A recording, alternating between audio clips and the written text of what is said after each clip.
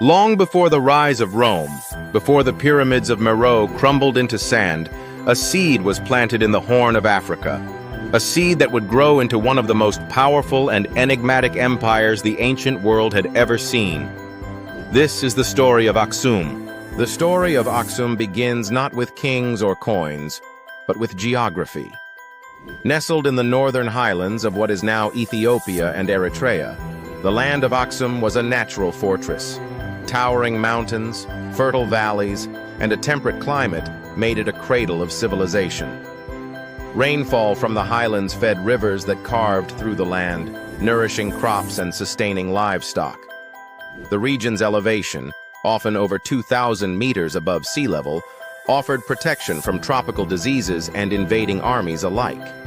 But Aksum's true advantage wasn't just its terrain, it was its location. To the east lay the Red Sea, a vital artery of ancient trade. To the west, the Nile Valley and the fading power of the Kingdom of Kush. To the north, Arabia and the bustling ports of the incense trade. Aksum sat at the crossroads of continents, Africa, Asia, and the Middle East. This was no accident. Geography had chosen Aksum, and Aksum would soon choose greatness. Before Aksum, there was Demt. Dating back to the 8th century BCE, the Kingdom of Demt was one of the earliest known civilizations in the region. Centered around the city of Yeha, Demt was heavily influenced by the Sabaeans of South Arabia, traders and builders who crossed the Red Sea in search of incense, gold, and ivory. The ruins of Yeha still stand today, a massive stone temple with walls over 10 meters high, built without mortar. Its inscriptions are in Sabaic script, and its architecture mirrors that of ancient Yemen. But over time, Demt faded, and local cultures began to assert themselves. By the 1st century CE, a new power had emerged, Aksum. Unlike Demt, Aksum was distinctly African in character. It retained some Sabaean influences, especially in language and religion, but its identity was rooted in the land and people of the Ethiopian highlands. Its rulers spoke Ge'ez, an ancient Semitic language that would become the liturgical tongue of Ethiopian Christianity. They built stone palaces, developed terraced agriculture, and began to mint their own coins. Aksum was no longer a satellite of Arabia. It was a sovereign force. By the 1st century CE, Aksum had become a commercial juggernaut. Its capital, also called Aksum, was a bustling metropolis of stone buildings, marketplaces, and royal compounds.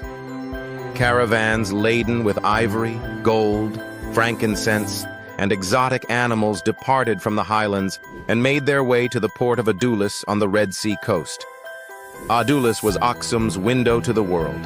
Greek, Roman, Persian, and Indian merchants docked their ships there, trading glassware, silk, spices, and wine for African goods. The Periplus of the Erythraean Sea, a 1st century Greek travelogue, describes Adulis as a thriving port, second only to Alexandria in importance. Aksum's rulers understood the power of trade. They didn't just participate in commerce, they controlled it. By dominating the Bab el-Mandeb Strait, they could tax every ship that passed between the Red Sea and the Indian Ocean. This gave Aksum immense wealth and leverage. The earliest known Aksumite king was Gdrt, pronounced Gadarat, who ruled in the early 3rd century. His inscriptions, found in both Ge'ez and Sabaic, describe military campaigns in South Arabia and alliances with local tribes. But it was under King Ezana, in the 4th century, that Aksum would reach its zenith. Ezana was a visionary, a warrior, a scholar, and, most importantly, a convert. Under his rule, Aksum would become the first major empire to adopt Christianity as its state religion. But that's a story for another chapter.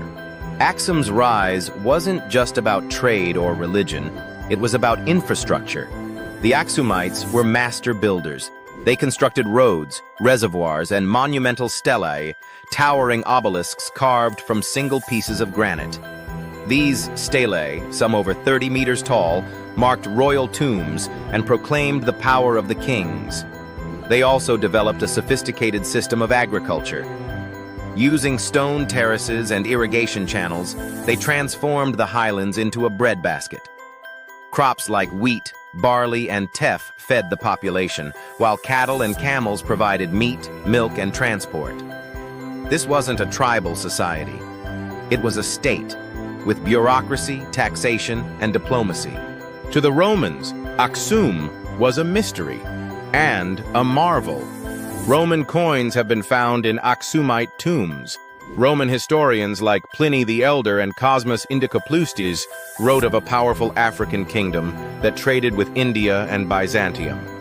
Aksumite ambassadors visited Constantinople. Greek was spoken in the royal court. Aksum was part of the global conversation, and yet it remained fiercely independent. It never bowed to Rome. It never sought conquest for conquest's sake. Instead, it built its empire on trade, diplomacy, and faith. In the silence of the stones, the story of Aksum begins, not with war, but with wisdom, not with conquest, but with connection. This was the empire that would outlast Rome in spirit if not in stone, and its journey has only just begun. In the ancient world, power wasn't just measured in armies, it was measured in access, to ports, to trade routes, to the pulse of global commerce. And no one understood this better than the Kingdom of Aksum. At the heart of Aksum's maritime dominance was Obelisks, a port city on the Red Sea coast, near modern-day Eritrea. By the 1st century CE, Obelisks had become one of the most important trade hubs in the ancient world. Greek merchants described it as second only to Alexandria. Roman ships docked here en route to India. Persian traders brought textiles and ceramics. Indian vessels arrived with spices, gemstones, and exotic woods. Obelisks wasn't just a port, it was a portal. Aksum's highland goods, gold from the Ethiopian interior, ivory from African elephants, frankincense from the southern deserts, flowed down to Obelisks, where they were exchanged for silk, wine, glassware, and incense. The Periplus of the Erythraean Sea, a 1st century Greek navigation manual, offers a vivid snapshot of this world. It describes Obelisks as a cosmopolitan city, teeming with goods and languages. Aksumite officials taxed every transaction, enriching the empire and reinforcing its control over the Red Sea. Aksum's genius lay in geography. The Bab el-Mandeb Strait, just 30 kilometers wide, connects the Red Sea to the Gulf of Aden and, by extension, the Indian Ocean. Whoever controlled this narrow passage controlled the flow of goods between the Mediterranean and Asia. Aksum seized this opportunity. It stationed ships, levied tolls, and built alliances with Arabian tribes. Unlike Rome, which relied on military garrisons, Aksum used diplomacy and trade incentives to maintain influence. This strategic mastery made Aksum one of the first empires to use maritime choke points as geopolitical tools, a tactic still used today in places like the Strait of Hormuz and the Suez Canal. Aksum's economy was built on 3 pillars: ivory, gold, and incense. Ivory came from African elephants, hunted in the savannas and forests. Aksumite ivory was prized in Rome and India, used for carvings, furniture, and religious artifacts. Gold was mined in the Ethiopian highlands and traded in raw nuggets or minted coins. It funded palaces, temples, and diplomatic missions. Frankincense and myrrh, harvested from trees in southern Arabia and the Horn of Africa, were essential for religious rituals across the ancient world. These goods weren't just commodities, they were cultural bridges. Aksum's trade connected civilizations, facilitated diplomacy, and shaped global tastes. Though not a naval superpower in the Roman sense, Aksum maintained a formidable fleet of merchant vessels. These ships were designed for long-distance travel, capable of reaching India, Sri Lanka, and even China. Aksumite sailors mastered monsoon winds, allowing them to time voyages with seasonal currents. They used celestial navigation, rudimentary maps, and oral traditions passed down through generations. Their ships carried not just goods, but ideas. Religious texts, diplomatic messages, and cultural artifacts flowed across the seas, making Aksum a conduit of civilization. Unlike Rome, Aksum rarely sought territorial conquest. Its power lay in influence, not occupation. Aksumite kings forged alliances with Arabian tribes, Indian rulers, and Byzantine emperors. They sent ambassadors to Constantinople and received envoys from Persia. Their coinage bore Greek inscriptions, a nod to international diplomacy. This soft power approach allowed Aksum to expand its reach without overextending its resources. It avoided the fate of Rome, which collapsed under the weight of its own borders. Though landlocked from the traditional Silk Road, Aksum created its own maritime version. Goods from China and India flowed through the Indian Ocean, up the Red Sea, and into Oubelisks. From there, they traveled inland to Aksum and onward to Egypt and the Mediterranean. This made Aksum a critical node in global trade, a silent partner in the Silk Road network.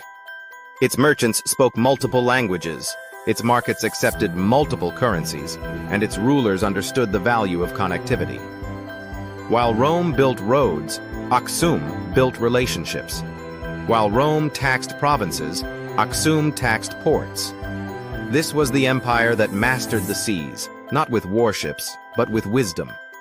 And its sails still cast shadows across history. Though landlocked from the traditional Silk Road, Aksum created its own maritime version. Goods from China and India flowed through the Indian Ocean, up the Red Sea, and into Oubelisks. From there, they traveled inland to Aksum and onward to Egypt and the Mediterranean. This made Aksum a critical node in global trade, a silent partner in the Silk Road network. Its merchants spoke multiple languages, its markets accepted multiple currencies, and its rulers understood the value of connectivity. While Rome built roads, Aksum built relationships. While Rome taxed provinces, Aksum taxed ports. This was the empire that mastered the seas, not with warships, but with wisdom. And its sails still cast shadows across history. In the ancient world, wealth wasn't just measured in coin, it was measured in connections, and the Kingdom of Aksum was connected to everything. Aksum's wealth began underground. The Ethiopian highlands were rich in minerals, especially gold. Local miners extracted nuggets from riverbeds and veins, using rudimentary tools and centuries-old techniques. This gold was then transported to Aksum's capital, where it was weighed, purified, and minted into coins. These coins weren't just currency, they were propaganda. They bore the faces of kings, inscriptions in Greek and Ge'ez, and religious symbols that evolved over time. Early coins featured pagan motifs, but by the reign of King Ezana, crosses replaced them, marking Aksum's conversion to Christianity. Aksumite gold coins circulated across Africa, Arabia, and the Mediterranean. Roman merchants accepted them. Indian traders recognized them. Islamic mints later borrowed their design principles. This wasn't just trade, it was influence. If gold was Aksum's foundation, ivory was its crown jewel. African elephants roamed the savannas and forests of the empire's southern territories. Hunters tracked them, harvested their tusks, and transported them north. Ivory was prized for its beauty, durability, and versatility. It was carved into statues, jewelry, religious icons, and furniture. In Rome, ivory was a luxury. In India, it was sacred. In China, it was art.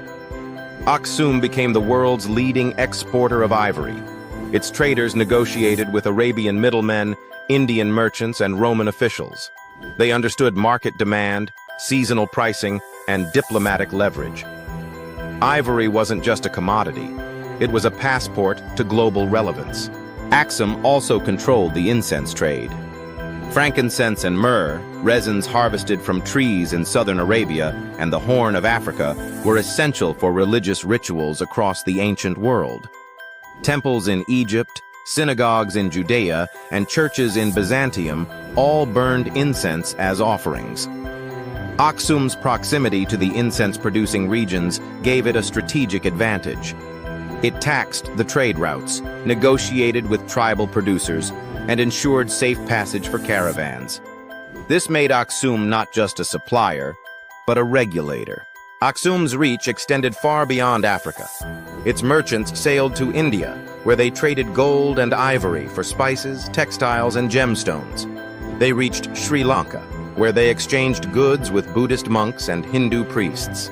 They may have even reached China, though evidence is scarce.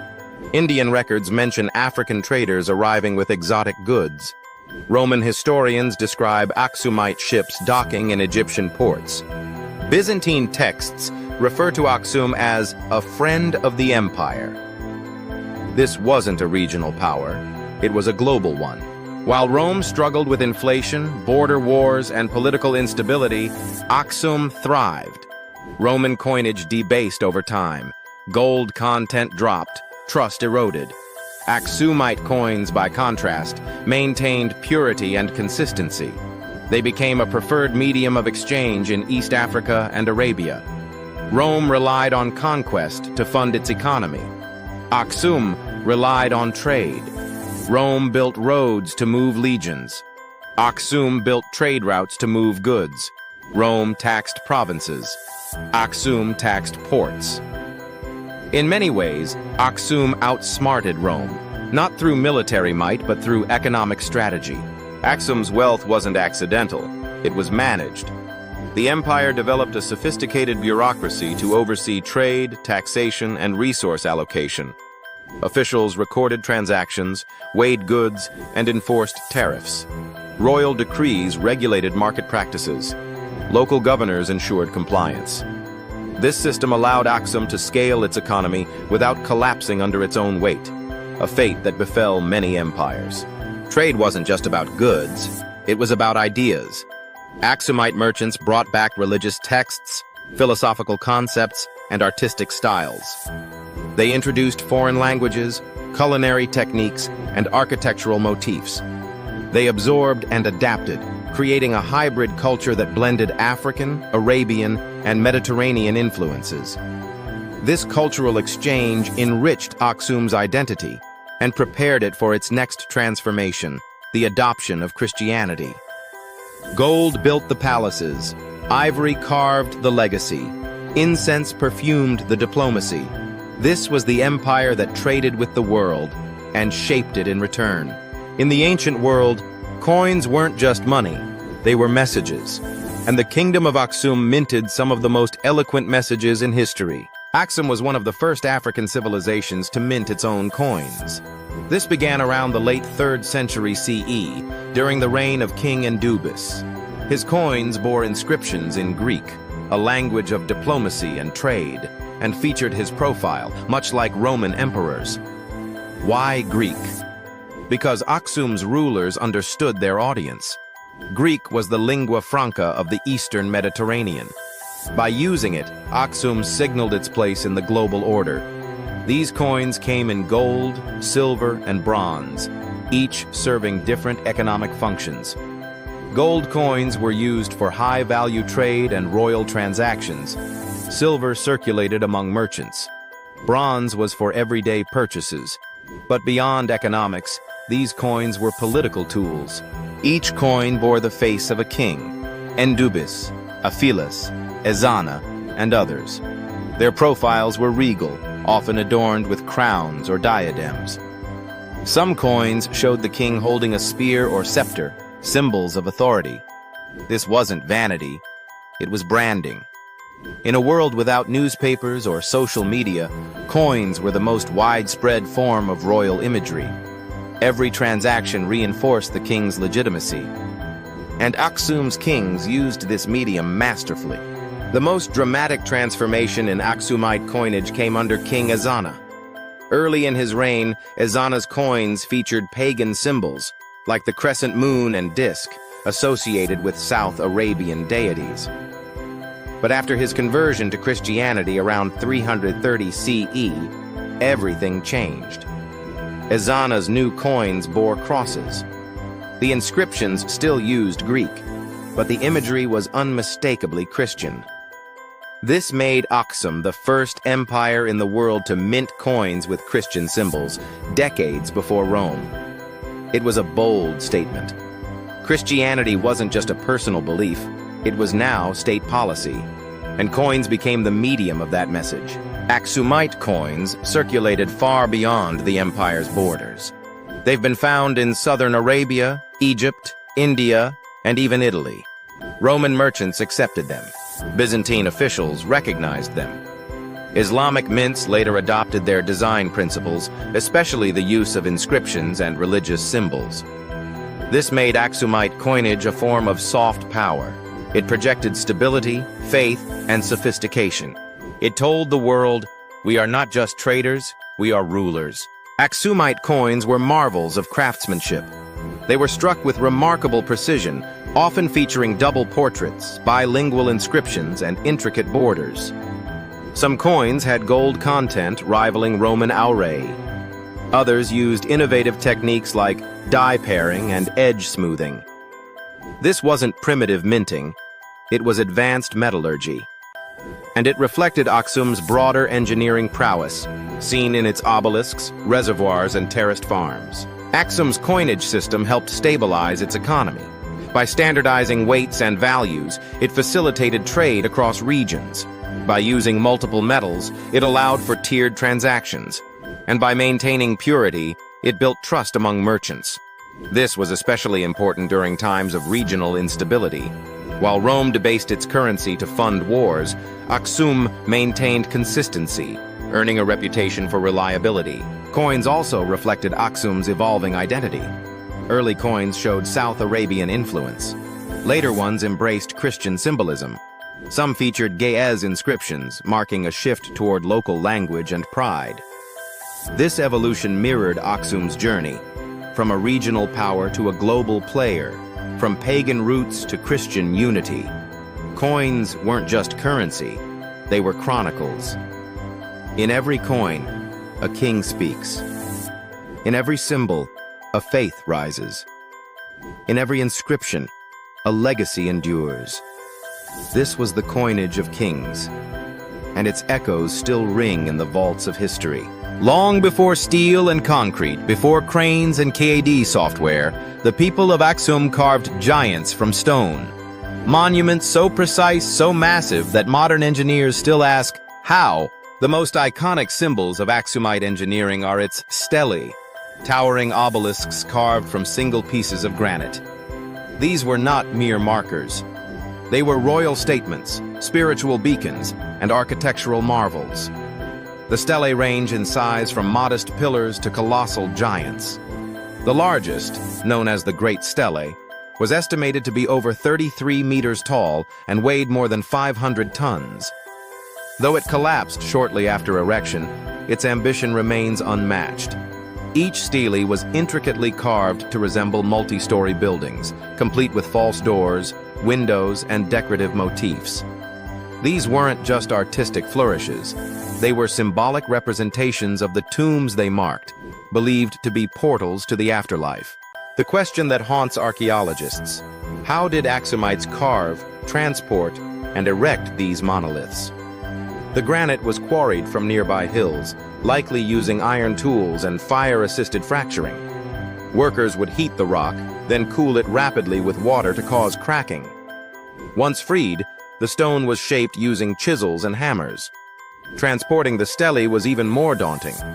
Without wheels or beasts of burden capable of hauling such weight, scholars believe Aksumites used sledges, rollers, and manpower, possibly aided by lubricated tracks or wooden scaffolding. Erecting the stelae required precision. A trench was dug, the base of the stele lowered in, and the monument raised using ropes, levers, and counterweights. The process was dangerous, evidenced by the collapse of the Great Stele.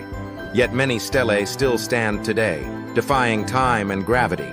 Beneath many stelae lie royal tombs, stone chambers carved into the earth, lined with granite slabs and sealed with massive doors. These tombs housed the remains of kings, nobles, and high priests. Grave goods included gold jewelry, ivory carvings, imported ceramics, and Aksumite coins. Some tombs featured multiple rooms, ventilation shafts, and drainage systems, evidence of architectural planning. The tombs weren't just burial sites, they were spiritual sanctuaries. The stelae above served as markers, guiding the soul to the afterlife. Beyond the stelae, Aksumite architecture included palaces, temples, and administrative buildings. Royal compounds featured multi-story stone structures with courtyards, water reservoirs, and storage rooms. Temples, some predating Christianity, were built with massive stone blocks, often without mortar. Their design reflected South Arabian influence, but with distinctly Aksumite innovations. After the adoption of Christianity, churches began to appear, built in basilica style, with apses, altars, and baptismal fonts. These structures blended Roman, Byzantine, and local elements, creating a unique architectural language. Aksumite engineers understood hydrology. They built reservoirs and cisterns to collect rainwater. Agriculture, terraced farming prevented erosion and maximized yield. Urban planning. Cities were laid out with roads, marketplaces, and zoning. This wasn't trial and error, it was science, passed down through generations, refined by experience, and adapted to the highland terrain. Compared to other ancient civilizations, Aksum's stelae rival Egypt's obelisks in size and complexity. Its tombs echo the grandeur of Petra and the Valley of the Kings. Its palaces match the sophistication of Roman villas. Yet Aksum achieved all this without the wheel, without cranes, and without written blueprints. Its knowledge was oral, its labor communal, its ambition limitless. One stele, the Obelisk of Aksum, has a modern story. In 1937, during Italy's occupation of Ethiopia, the obelisk was looted and transported to Rome. It stood near the Circus Maximus for decades, a symbol of colonial theft. In 2005, after years of negotiation, the obelisk was returned to Ethiopia. It was re-erected in Aksum in 2008 using modern cranes and engineering teams. Its journey reflects Aksum's enduring legacy and the world's recognition of its greatness. Stone remembers what history forgets. In every carving, a king speaks. In every monument, a civilization breathes. This was Aksum's message to the future. And we are finally listening. In the 4th century CE, while Rome was still debating the divinity of Christ, a young African king made a decision that would echo through history. His name was Ezana. His empire was Aksum, and his faith changed everything. Ezana ascended to the throne of Aksum as a child, following the death of his father, King Ella Amida.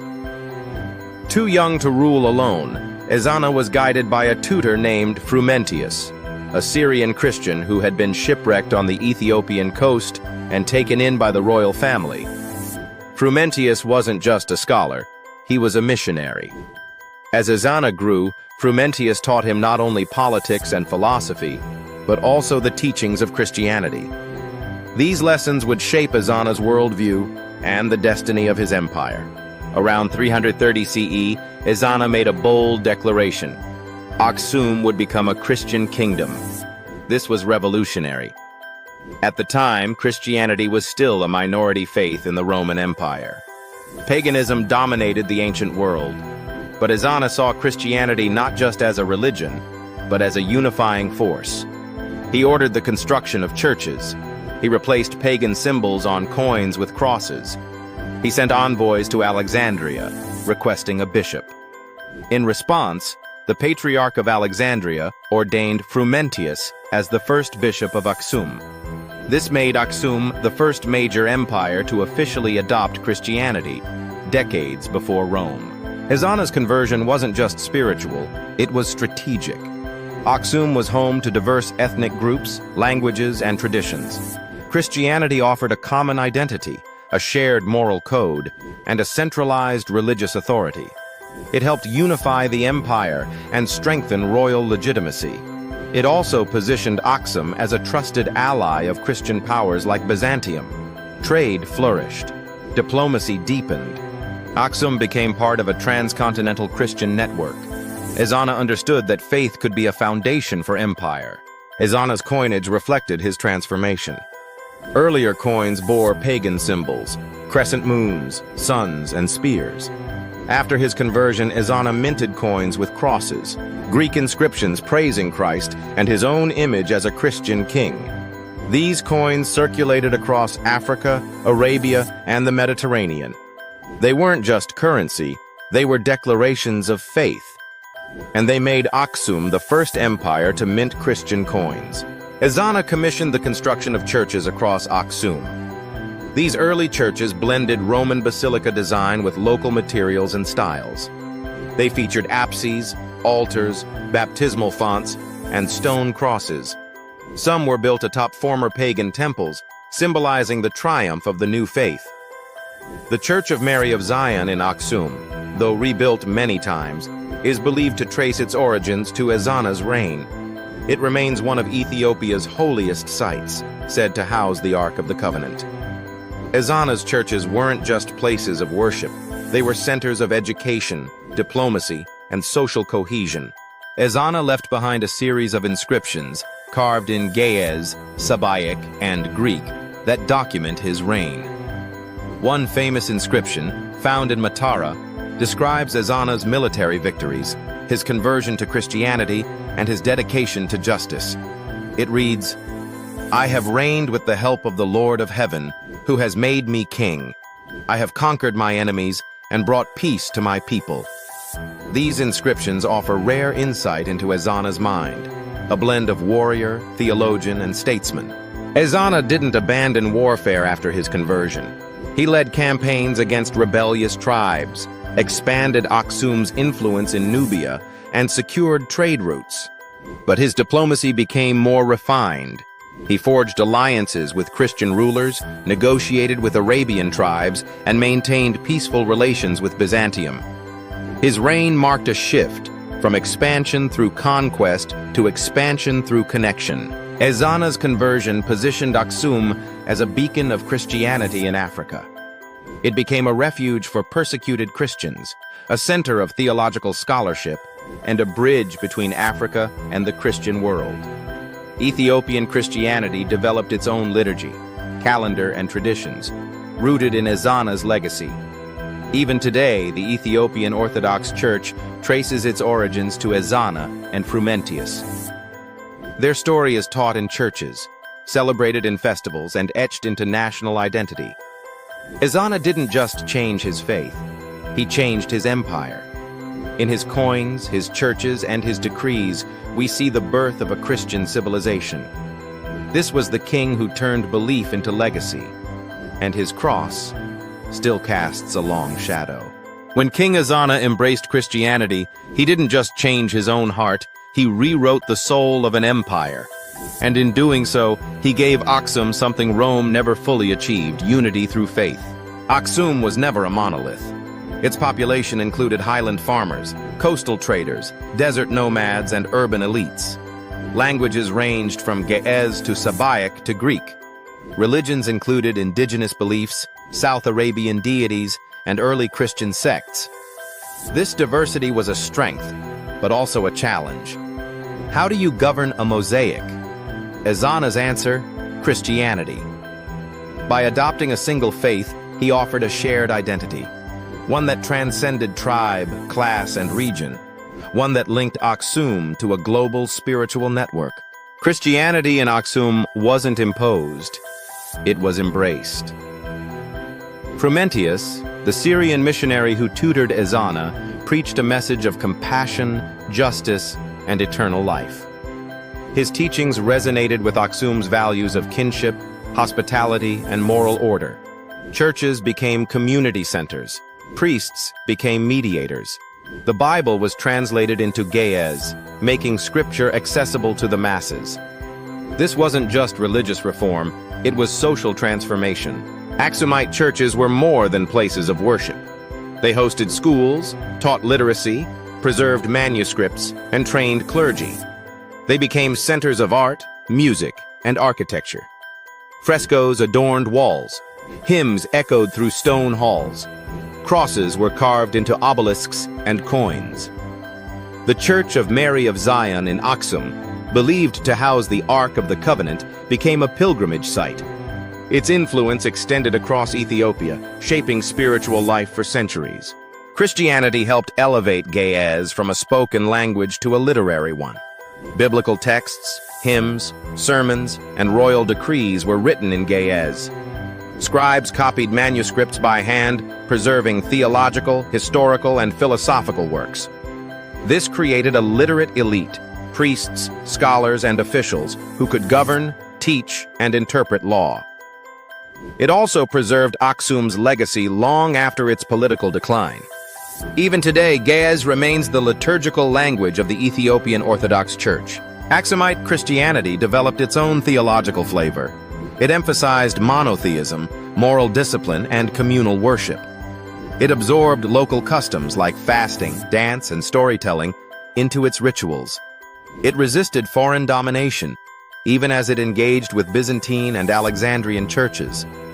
This created a uniquely African Christianity, rooted in Aksum, but connected to the world. And it gave Aksum a spiritual identity that outlasted its political one. Christianity also helped Aksum weather storms. During periods of drought, invasion, or economic decline, churches provided stability. They offered charity, counsel, and hope. They mediated disputes, preserved law, and maintained order. Even as trade routes shifted and political power waned, the church remained strong. It became the backbone of Ethiopian civilization. Aksum's embrace of Christianity laid the foundation for the Ethiopian Orthodox Church, one of the oldest Christian institutions in the world. A continuous Christian tradition that survived Islamic expansion, colonialism, and modern upheaval. A cultural identity that blends faith, language, and history. Today, millions of Ethiopians trace their spiritual roots to Ezana's decision.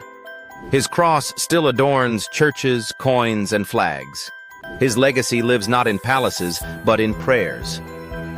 In Aksum, faith wasn't just a belief, it was a bond. It united tribes, shaped culture, and built a legacy that still sings in the highlands. This was the power of Christianity, and its light still burns. In the ancient world, two empires stood tall, Rome and Aksum. One is etched into every textbook, the other nearly forgotten. But what if the forgotten one outsmarted the mighty? Rome was built on conquest. From the Punic Wars to Caesar's campaigns, expansion was its lifeblood. Provinces were annexed, legions deployed, and taxes extracted. Aksum, by contrast, was built on trade. It didn't conquer the world, it connected it. Its influence stretched from Africa to India, not through war, but through commerce and diplomacy. Rome's roads carried soldiers. Aksum's sea routes carried spices, silk, and scripture. Rome's economy relied heavily on taxation and slave labor. Conquered territories were taxed to fund the military and bureaucracy. As expansion slowed, revenue declined, leading to inflation and economic instability. Aksum's economy was decentralized and trade-driven. It taxed goods passing through its ports, especially Obelisks. It controlled the Bab el-Mandeb Strait, a maritime choke point, and profited from every ship that sailed between the Red Sea and Indian Ocean. While Rome debased its currency, Aksum maintained gold purity. Its coins were trusted across continents. Rome's religious journey was turbulent. Paganism dominated for centuries. Christianity was persecuted, then legalized under Constantine, and eventually became state religion. But theological disputes, like Arianism and the Great Schism, fractured unity. Aksum embraced Christianity early and decisively. Under King Ezana, it became the first major empire to adopt Christianity as state religion. The faith unified diverse tribes, shaped culture, and anchored governance. Aksum's Christianity was stable, localized, and enduring. It became the foundation of Ethiopian identity. Rome's engineering feats are legendary: aqueducts, amphitheaters, and the Colosseum. Its cities were marvels of urban planning. Aksum's engineering was quieter, but no less impressive. Its stelae, massive obelisks carved from single granite blocks, still baffle archaeologists. Its tombs, palaces, and churches were built without mortar, using precision-cut stone. Rome built for spectacle. Aksum built for eternity. Rome's military was professional, hierarchical, and aggressive. It relied on legions, fortifications, and brutal discipline. But over time, it became overstretched. Defending distant provinces drained resources. Aksum maintained a modest but effective military. It defended trade routes, secured borders, and conducted targeted campaigns, especially in Nubia and South Arabia. But it never overextended. It preferred diplomacy over domination. Rome's empire collapsed under its own weight. Aksum endured by staying lean. Rome's bureaucracy was vast: senates, governors, tax collectors, and legal codes. But corruption and inefficiency plagued it, especially in later centuries. Aksum's governance was more centralized.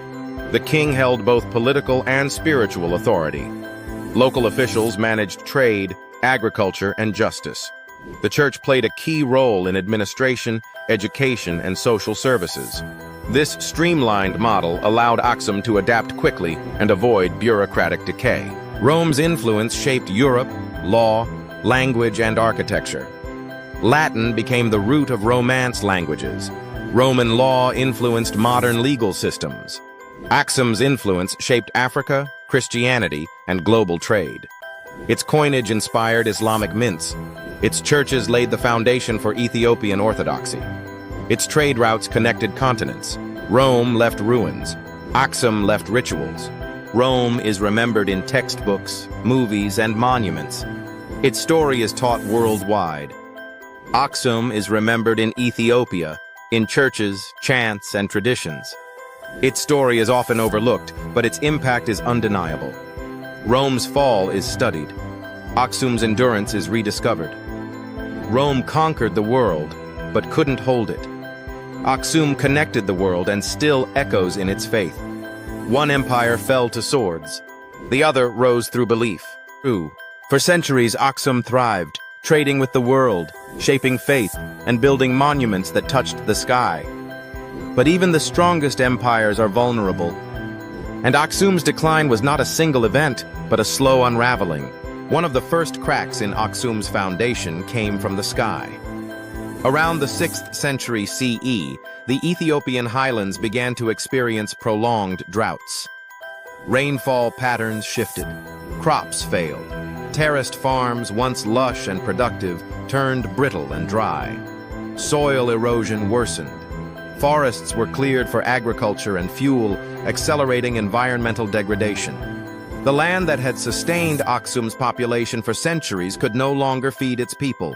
This wasn't just a food crisis, it was a societal one.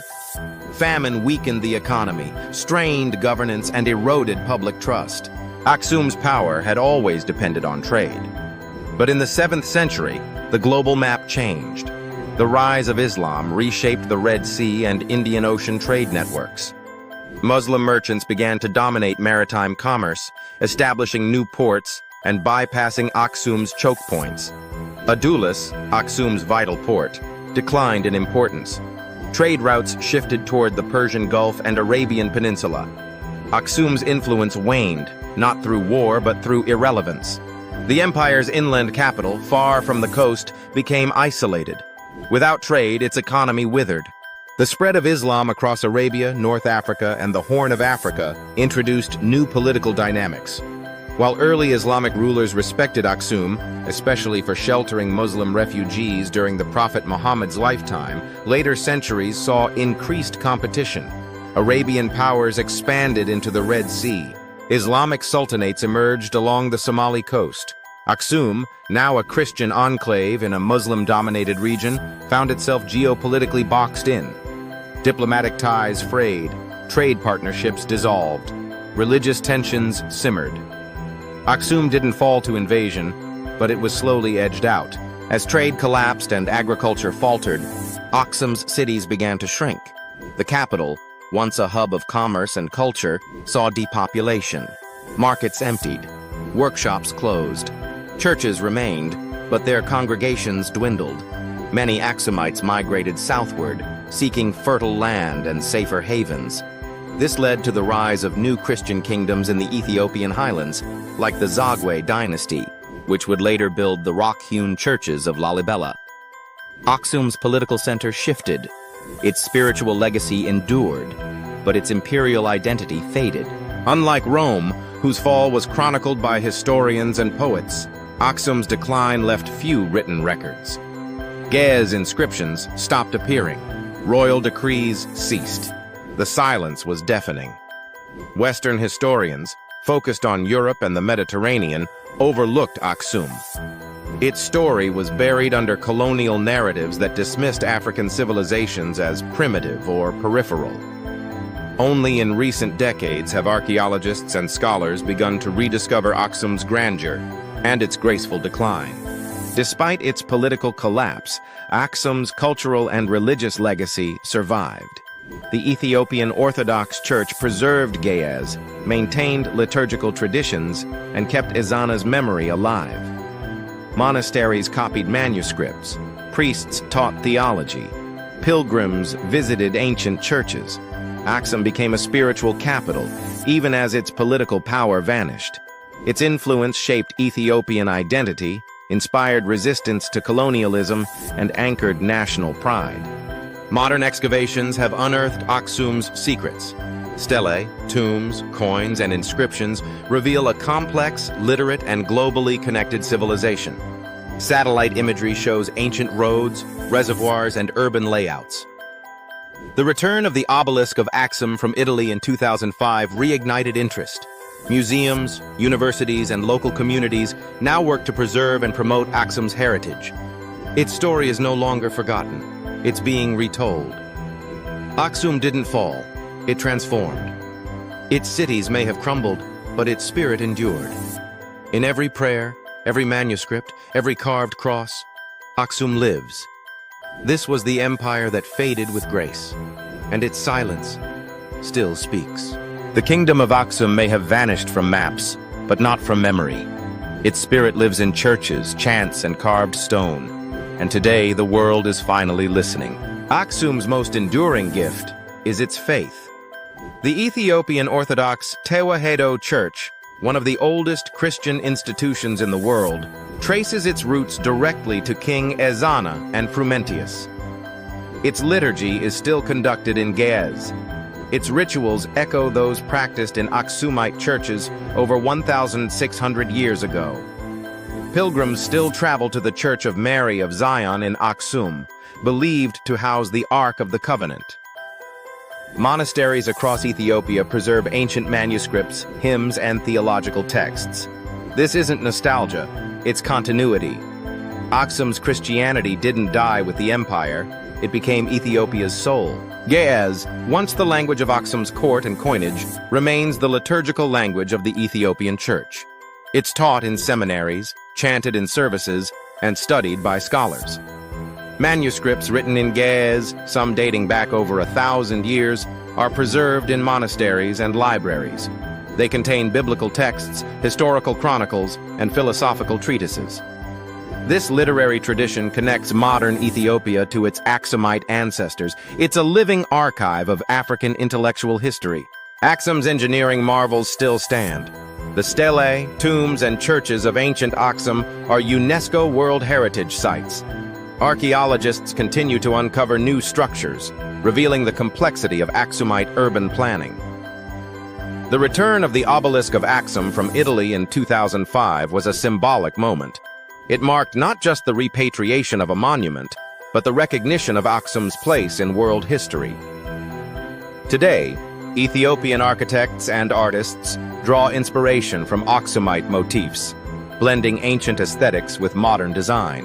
Aksum is central to Ethiopian identity. It's taught in schools, celebrated in festivals, and honored in national symbols.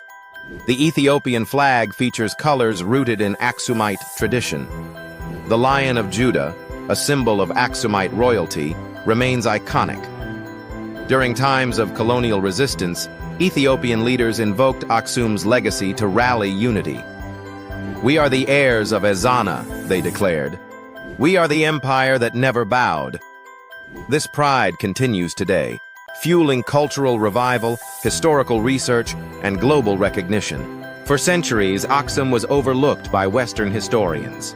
Its achievements were dismissed, its story buried. But that's changing. Archaeologists, linguists, and historians now study Aksum as a major ancient civilization, on par with Rome, Persia, and China.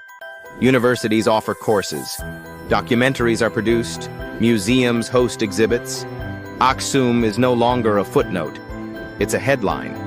And its rediscovery is reshaping how we understand Africa's role in global history. Aksum teaches us that trade can build empires more sustainably than war, that faith can unify diverse peoples, that engineering doesn't require modern tools, just vision and collaboration. That legacy isn't measured in territory, but in culture. It reminds us that greatness can be quiet, that influence can be spiritual, that endurance can outlast conquest. Aksum's stones may be silent, but its story sings. In every prayer, every carving, every echo, the empire lives. This was Aksum, the forgotten empire that outsmarted Rome, and its legacy is just beginning. Thanks for joining this journey through one of history's greatest untold stories. If you believe more people should know about Aksum, share this. Like, comment, and subscribe for more cinematic deep dives into the empire's history forgot, but humanity still remembers.